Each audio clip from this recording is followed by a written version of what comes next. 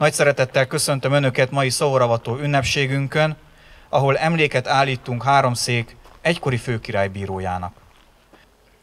Az egykori főnemes kalandos utat járt be, de sosem feledte, hogy hová is tartozik. Ma itt Miklósváron egy több programpontból álló ünnepséggel tisztelgünk emléke előtt. Rendezvényünk a 800 éves Baróti ünnepi programjainak részét képezi, így elsőként tisztelettel felkérem Benedek Huszár János urat, Barótváros polgármesterét, hogy tartsa meg ünnepi beszédét. Nagyméltóságú főkirálybíró úr, kapitány úr, a Miklósvárt és magába fogadó Barótváros bírájaként és a néhai kisbacani Benedek Huszár János honvéd huszár szép unokájaként jelentéstételre ideáltam. Főispán úr, ön a 19. századnak volt az embere gyermeke. 12 év telt el, mire ön megszületett, és még 12 év volt hátra abból a békés 19. századból, amikor elhagyta a földi árnyékvilágot. Legnagyobb történelmi esemény egyakadt, a 48-as, 49-es forradalom és szabadságharc, amelyből ön is kivette a részét, nemzetőrkapitányként. De mintegy 40 évi közigazgatási munkát hagyott maga után, amikor nyugdíjba vonult. Főispán úr, a bajok azután kezdődtek. Az a Magyarország, az az Erdélyország, amelynek ön arisztokrata nemesként, a közigazgatásban jártas emberként, döntő hatalommal bíró embereként a tagja, a részese, az alkotója volt, az ma már nem létezik. 140 év telt el az ön halálától, ebbe belefért 2 világháború, belefért 2 forradalom is. Az egyik inkább túl, a Csonkavországban, a másik pedig itt, Erdélyországban, amely 89-et romániai részeként élte meg. A csillagok járása megváltozott a 20. század közepén, és azt az erdélyi arisztokráciát, amelynek ön is tagja volt, gyakorlatilag kiirtották ebből az országból. De ahogy Vasalbert írja, valahol már rikasztották fenn a rostát, és a csillagok tengelyét olajozták, hogy ez megforduljon. És az a 89-es esemény elhozta ezt a fordulatot. Elszármazott arisztokratáink, akik éltek, és azok közül, akik érdeklődtek, lehetőséget kaptak, hogy visszatérjenek. Így tért vissza ide, ebbe a faluba, a gróf Kálnoky család leszármazottja is. Jól olajozták a csillagok tengelyét, visszajött, és része annak az arisztokráciának, amelyik nem csak szétnézett, hanem idejött, ide kötötte további élete sorsát, itt alapított családot, egzisztenciát, és újra udvartartásába és gondozásába vette ezt a kastélyt, amelynek a kertjében állunk. A történelem úgy hozta, hogy ez ma már nem a családnak a tulajdona, a Barótváros tulajdona. Mi, mint önkormányzat is felelünk érte. De higgyel, gróf úr, sikerülhetett volna sokkal rosszabbul is. Sikerülhetett volna úgy, hogy ma már nincs, vagy pedig idegen nevű családok birtokolják. Én azt gondolom, hogy főhajtással kell viszonyuljunk önfelé, és oldalági utódai felé is, akik visszatértek Erdélyországba, Székelyföldre, újra a gondjukba és az udvartartásukba vették az elhagyott épületeket, és itt képzelik el azt a jövőt, amelyben Erdélyország arisztokratáiként helyük van, és velünk, a polgári hatósággal együttműködésben tudják fejleszteni, jó hírnevét hozni ennek a vidéknek. Főispán úr, legyen áldott az ön emlékezete!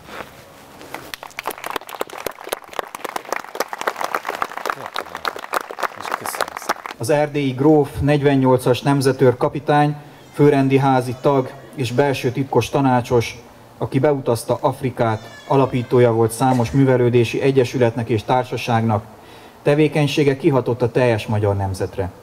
Köszöntöm körünkben Gyombolai Péter konzul urat, Magyarország Csíkszeredi főkonzulátusának képviselőjét, aki tisztelettel felkérek, hogy ossza meg velünk gondolatait. Édes nemzetemhez való szoros kötelességem és szeretetem. Tisztelt Hölgyeim és Uraim! Aki egy kicsit is járatos Erdély történelmében azt tudja, hogy annak hosszú évszázadokon keresztül egyik meghatározó sajátossága az a szoros, mondhatnánk felebaráti viszony, ami a főnemesi és a nemesi réteget az egyszerű emberekkel összekötötte. Tisztelt Hölgyeim és Uraim! Az iménti megállapítás érvényességét igazolják a beszédem elején idézett szavak, amelyek a 17. század második felében írt Kálnoky Sámuel krónikájának előszavában. Ma a család egy másik jeles képviselője, gróf Kálnoky Dénes előtt hajtunk fejet, aki egész életében a háromszékieket, a székelységet, de talán nyugodtan mondhatjuk, az egész magyar közösség előrehaladását szolgálta. Nem csak főkirálybíróként, főispánként vett részt háromszék életében, de a kulturális életben betöltött szerepével a Székely Gazdasági és Művelődési Egyesület, a Kisfaludy Társaság és a Kemény Zsigmond Társaság megalapításával komoly szerepet vállalt abban, hogy minél szélesebb körben váljon hozzáférhetővé a modern kultúra és tudás a székelyföldi magyar közösség tagjai számára is. Úgy vélem, életének talán legfontosabb pillanata az, amikor kiderül, hogy látszólagos Labanc elköteleződése ellenére valójában magyar érzelmű, aki képes karrierjét, sőt, életét is kockára tenni a magyar közösség érdekében. Úgy tűnik, hogy ebben is van valami sorsszerű, hiszen többször is előfordul a család történetében, hogy egyes tagjai idegenben szakadnak, látszólag idegen érdeket szolgálnak, mégis búvópatak-szerűen előtör belőlük a magyar érzelem, ráébrednek a valódi nemes küldetésükre. Tisztelt Hölgyeim és Uraim! Meggyőződésem, hogy amikor 1945 után a sötét hatalom gyakorlatilag megsemmisítésre ítélte az erdélyi magyar arisztokráciát, nem csak őket, de az egész társadalmat óriási veszteség érte. Évszázados, más módon aligha pótolható, erkölcsi, szellemi értékeken alapuló mintától, szervező erőtől fosztották meg. Szinte bizonyos, hogyha az elmúlt több mint 70 évben jelen lehettek volna életünkben, sorsunk is kedvezőbben alakult volna.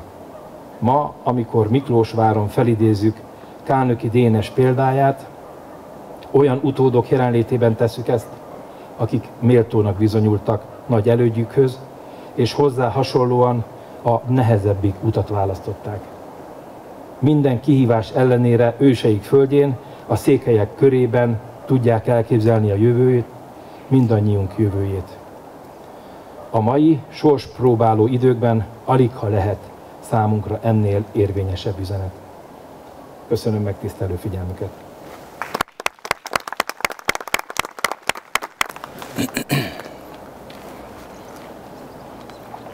Köröspataki gróf Kálnoky Dénes 1847-ben Fehér vármegye főispánja, majd 1861-től országos politikai szerepvállalása mellett 13 éven át töltötte be Háromszék vármegye főkirálybírói tisztjét, mint a megye első számú közigazgatási vezetője, közméltósága. A következőkben tisztelettel felkérem Tamás Sándor urat, Kovászna megye tanácsának elnökét, hogy tartsa meg ünnepi beszédét. Aztán nem csak anyagi, de szellemi létünknek is kell valami táplálék. Mi ösztönözhet szépre, nagyra nemzetet inkább, mint derék ősök múltjának látható jelekben visszavarázslása. Főtisztelendő plébános úr, kedves Kálnoky család, tisztelt polgármester úr, konzul úr, kedves jelenlévők! Mi ösztönözhet szépre, nagyra nemzetet inkább, mint derék ősök múltjának látható jelekben visszavarázslása? Ez nem más, mint gróf Kálnoky Dénes írta 1854-ben. És azért vagyunk mi itt, ilyen szép számban jelen, hogy a derék elődünk Kálnoky Dénes múltjának látható jeleket hagyjunk. Mert bizony derék főember volt Dénes bátyánk. Kézivásárhelyiként büszkén mondom, hogy iskoláit Kézivásárhelyen kezdte el, majd Bécsben és Kolozsváron folytatta. Amikor 1847-ben konzervatív gondolkodása miatt felmentették az Alsó-Fehér vármegyei főispánságból, mert szerették itthon jobbágyai, megválasztották nemzetőrkapitánnyá.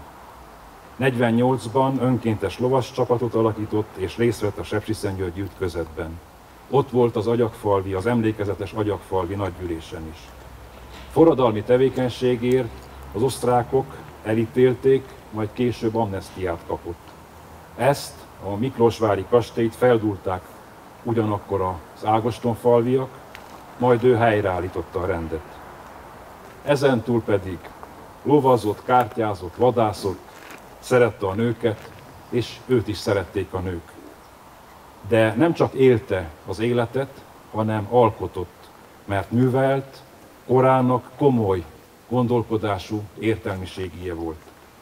Nem csak olvasott, hanem írt is. Számos írása jelent meg önálló kötetben, vagy különböző folyóiratokban.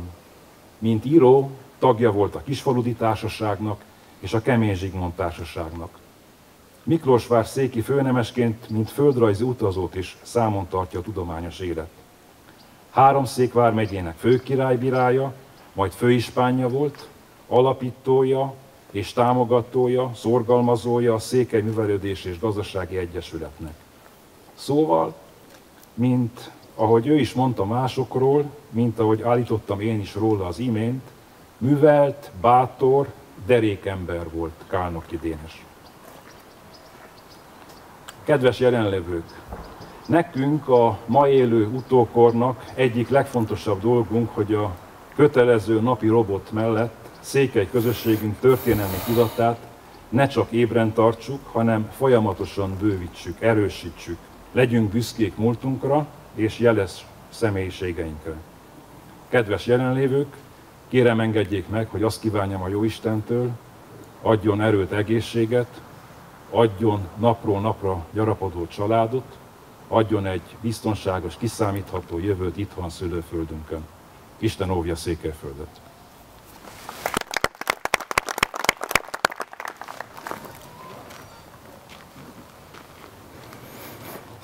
Azt gondolom, szerencsések vagyunk, hogy ennyi évszázad után egy felújított és új rendeltetést kapott épített örökség kertjében, valamint egy hazatért történelmi család tagjaival közösen emlékezhetünk Háromszék nagyszülöttjére, gróf Kálnoky Dénesre. Mielőtt lelepleznénk a szobrot, tisztelettel felkérem gróf Kálnoky Tibor urat, a Kálnoky Alapítvány elnökét, és mint a család képviselőjét, hogy ossza meg velünk gondolatait. Tisztelt egybegyűltek! Kálnoky Dénesre emlékezünk ma. Történelmi előadást és méltatást fogunk hallani róla, és Mátyás fiam fel fog olvasni Dénes egyik könyvéből.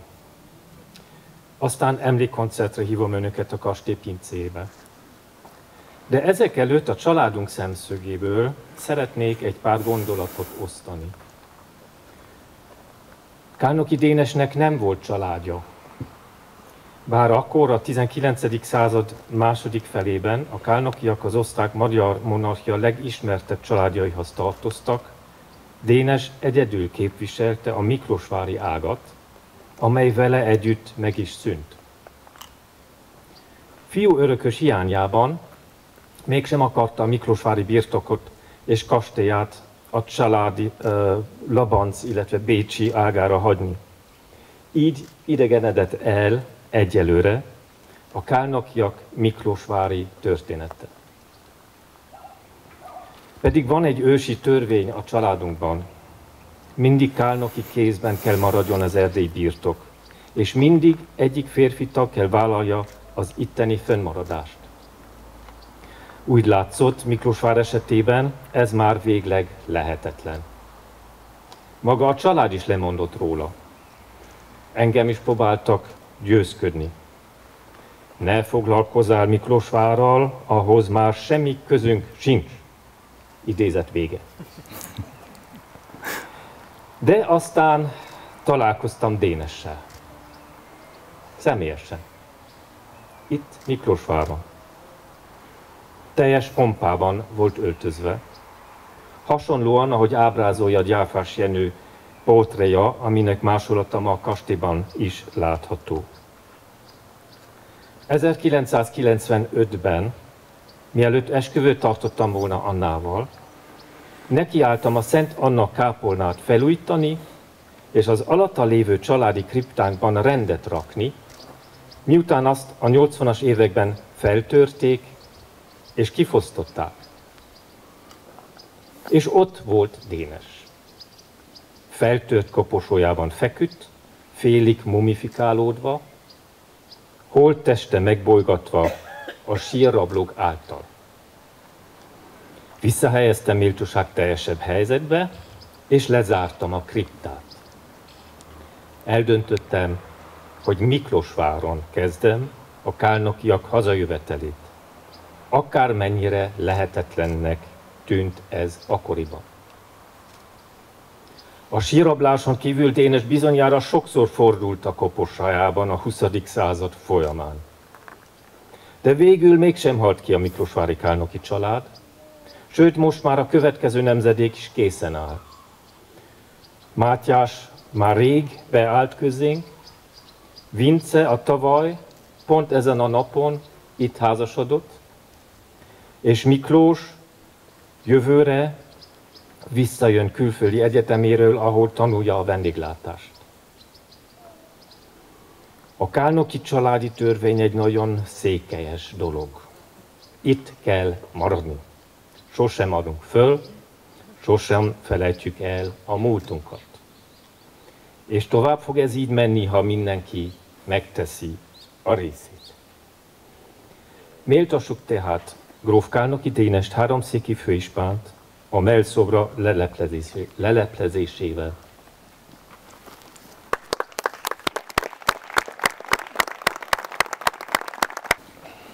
Köröspataki gróf Kálnoki Dénes születésének 210. évfordulóját a Barót 800 programsorozat részeként a Kálnoki Alapítvány, Kovászna megye tanácsa, Barót város önkormányzata, a Liszt Intézet, Sepsiszentgyörgy és Kovászna megyei művelődési központ összefogásával mellszobrot állít háromszék egykori főkirálybírójának, amelyet Makkai István, marosvásárhelyi szobrászművész alkotott, aki itt van körünkben, és ezúttal köszönjük azt a munkát, amelyet elvégzett.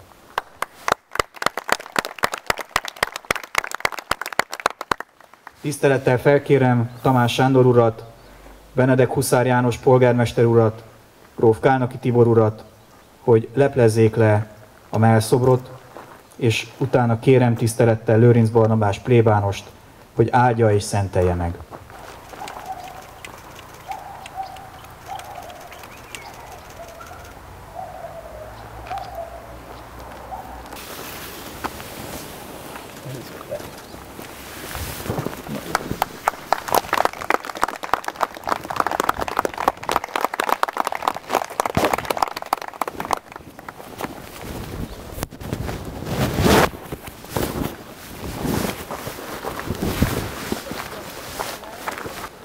Atya, a Fiú és a Szentlélek nevében.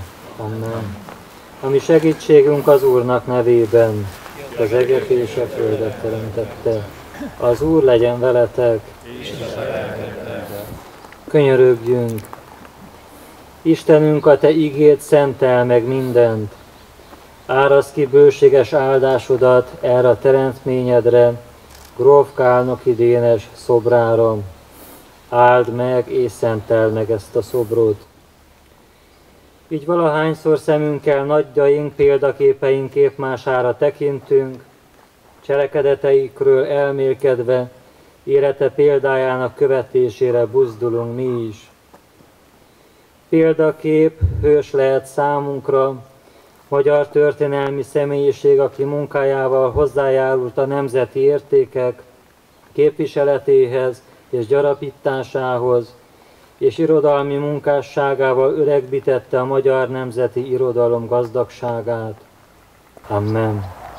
Most pedig közösen imádkozzunk gróf Kálnoki Dénes lelkiüdvösségért. Mi atyánk, aki a mennyekben vagy, szenteltessék meg a te neved, jöjjön el a te országod, legyen meg a te akaratod, amint a mennyben, úgy a földön is. Mindennapi kenyerünket add meg nekünk ma, és bocsáss meg vétkeinket, miképpen mi is megbocsájtunk az ellenünk vétkezőknek, és ne vigy minket kísértésbe, de szabadíts meg a gonosztól, mert tiéd az ország, a hatalom és a dicsőség mindörökké. Amen.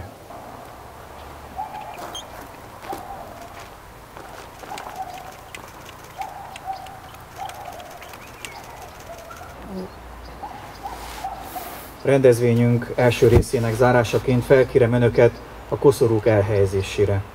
Elsőként kérem Magyarország Csíkszeredai főkonzulátusát, hogy helyezze el koszorúját.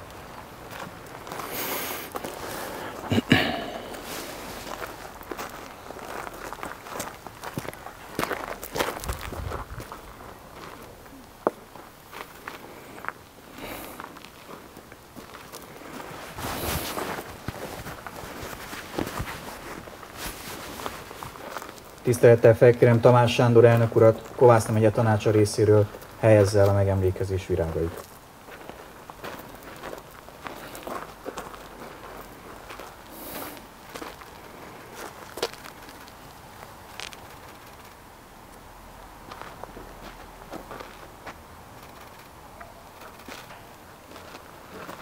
Kérem Barótváros polgármesterét, Benedek Huszár Jánost, hogy helyezze el az önkormányzat koszorúját.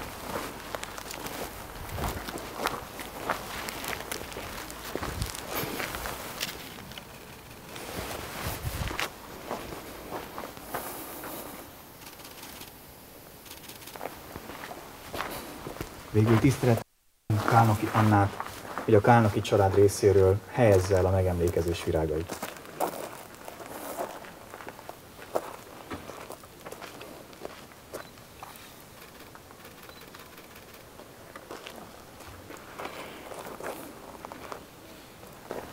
Tisztelt egybegyűltek, tisztelt ünneplők! Szoboravató ünnepségünk következő részében hallgassuk meg a Kájani Konszort régizene együttes koncertjét.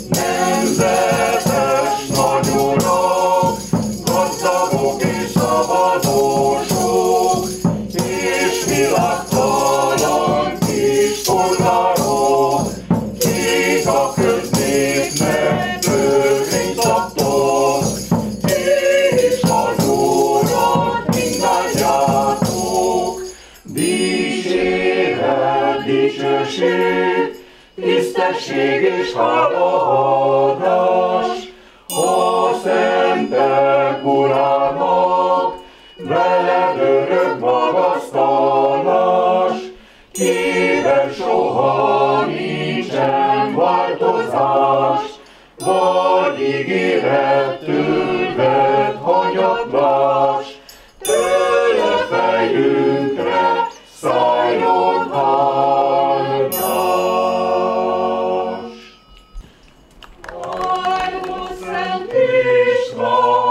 Istennek szolgálja, Krisztus hitének igazán tanulja, bálványozásnak eltávolztatója,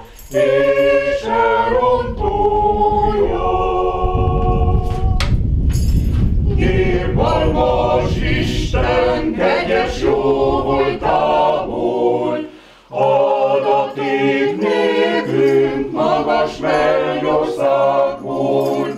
Utat hogy lelnénk gonosz pogányságból, régi vakságból.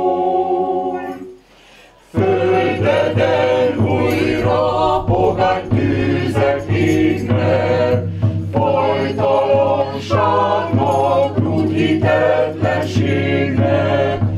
Ó, jaj, ne hagyják napja reménységnek, válts meg az égnek. Jobbodra kérünk a mennyei sépen, légy közben járunk, Szent Király az égben. Könyörülj újból ebbe szendő népen, jó Atya képen. Jóságos jobbot nyújts ki reám kérünk, szent koronáddal új ezeret érünk, hogyha keresztet imádságod vélünk, régi vezérünk.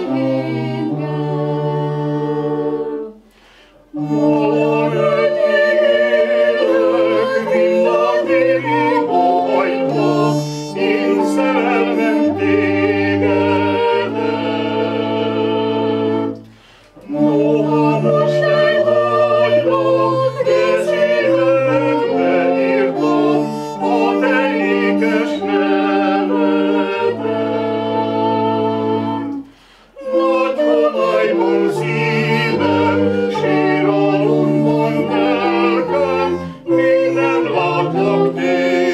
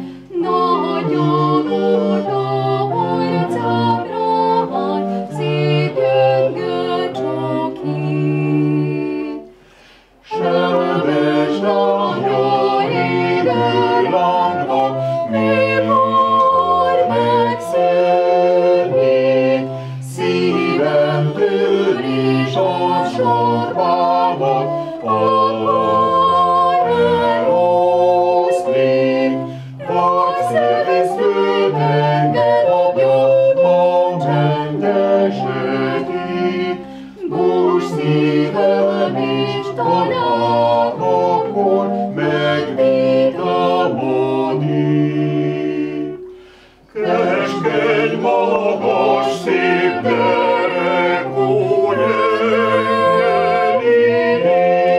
jöjjön, rej szívedben én nevemet, édes citrusom, mert olyan vagy termetedben, édes galambom, mint mezőn több virágok köz, gyönge lilium. Mennyi csillag van az égen, széjjel éjszakán, annyi joggal áldjon Isten, szép piros rózsám.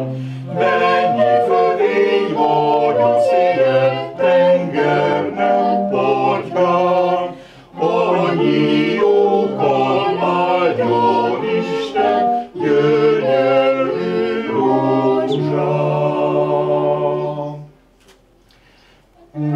Ifjúság, mint sajog bogár, addig még szabadulj el, de énekem szegénynek már, szívő még örömöt nem van.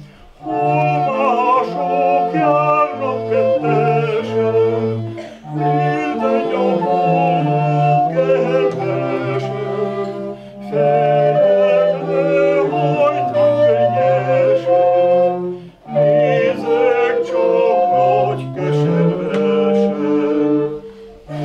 Szűködös, ha mehetnél, szárnyomra, ha fögelhetnél, imádványos a reménynél, mint madár társat keresnék.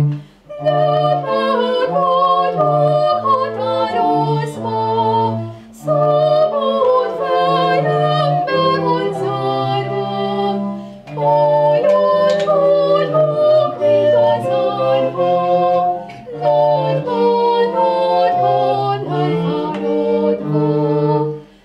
Adja Isten, hogy lehessek, válasz élet élhessek, ezt óhajtja ez a lélek, aki élhez a kis gyereknek.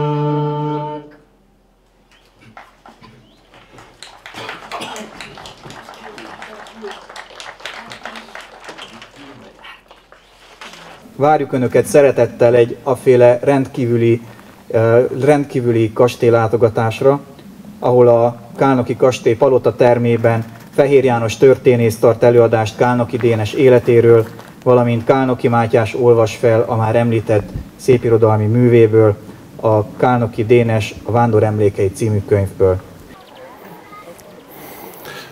Kálnoki Dénes egyszerre ismert és ismeretlen figurája az erdővidéki és a háromszéki közéletnek.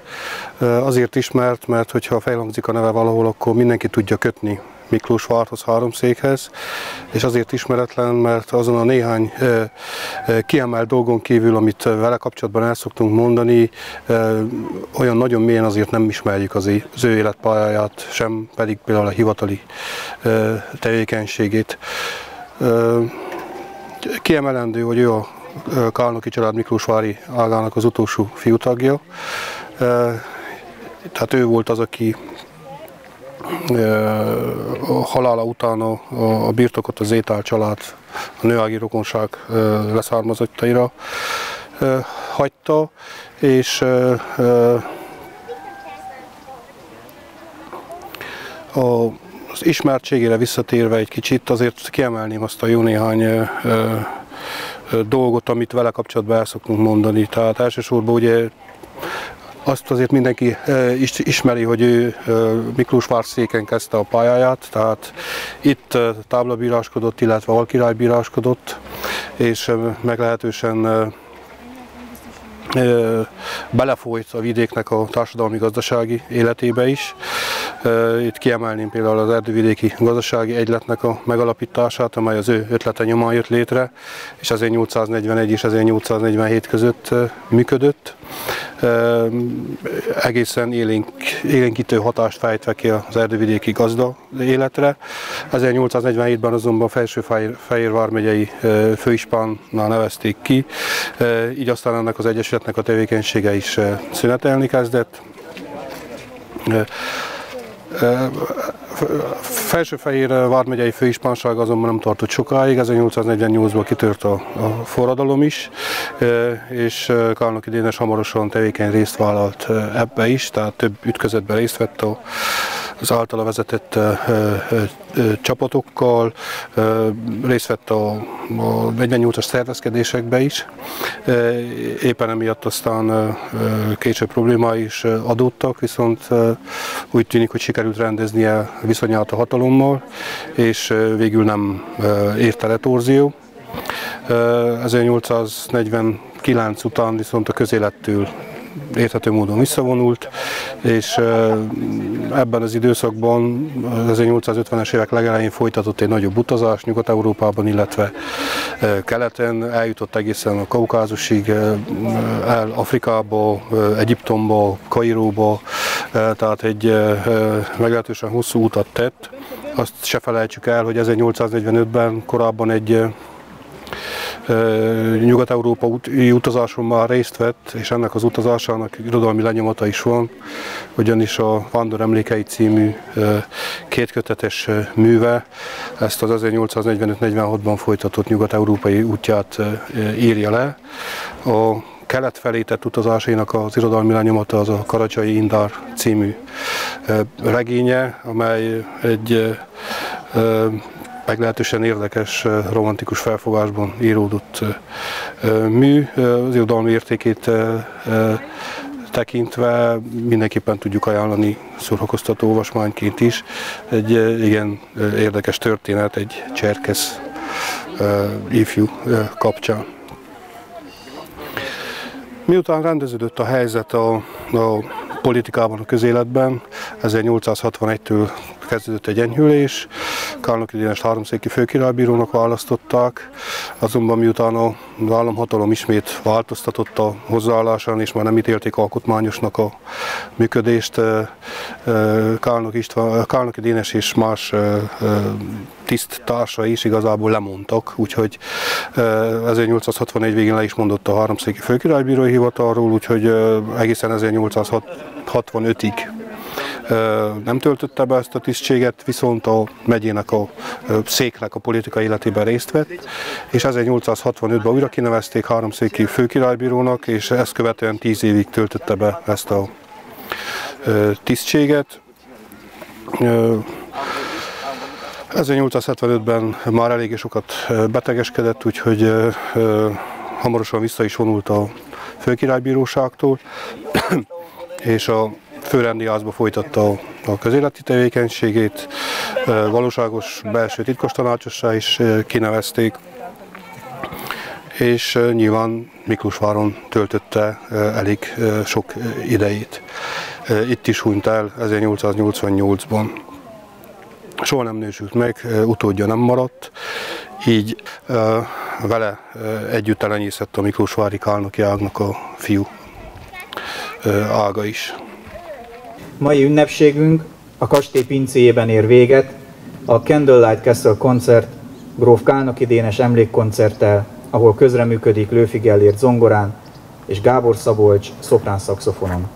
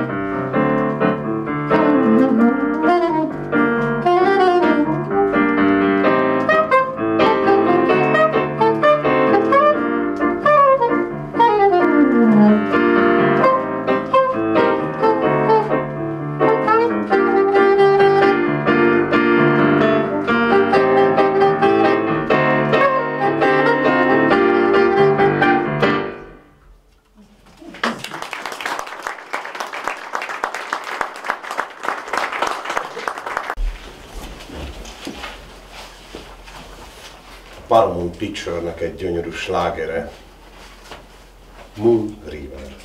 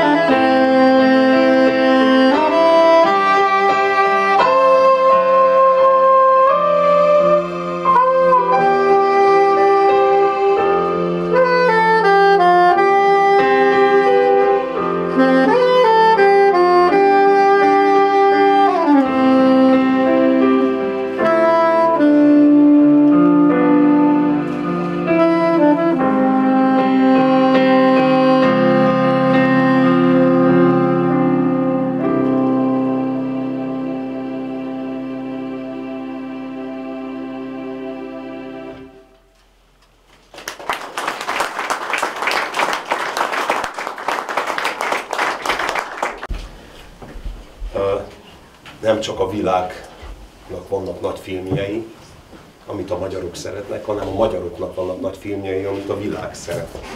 És talán az egyik legközismertebb, amit önök bizonyosan ismernek, aki itt ül nagyjából szinte mindenki, Márkos Alfréd egyik gyönyörű sláger, a Meseautó.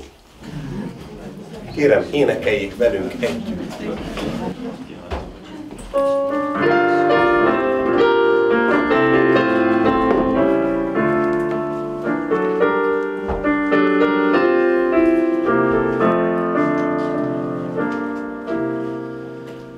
Ragyog a világ, ma kacag a király, ma minden az enyém, ami szép itt a földön.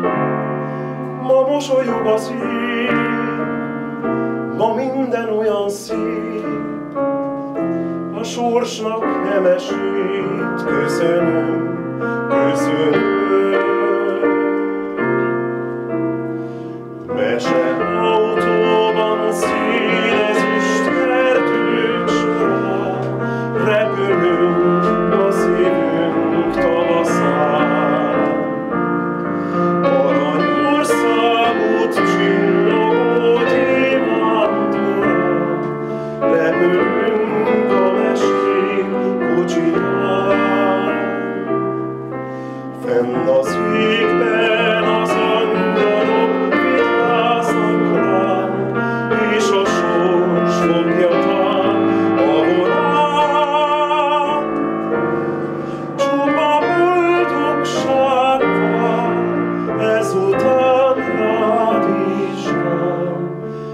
Mesé, mese szép, kocsi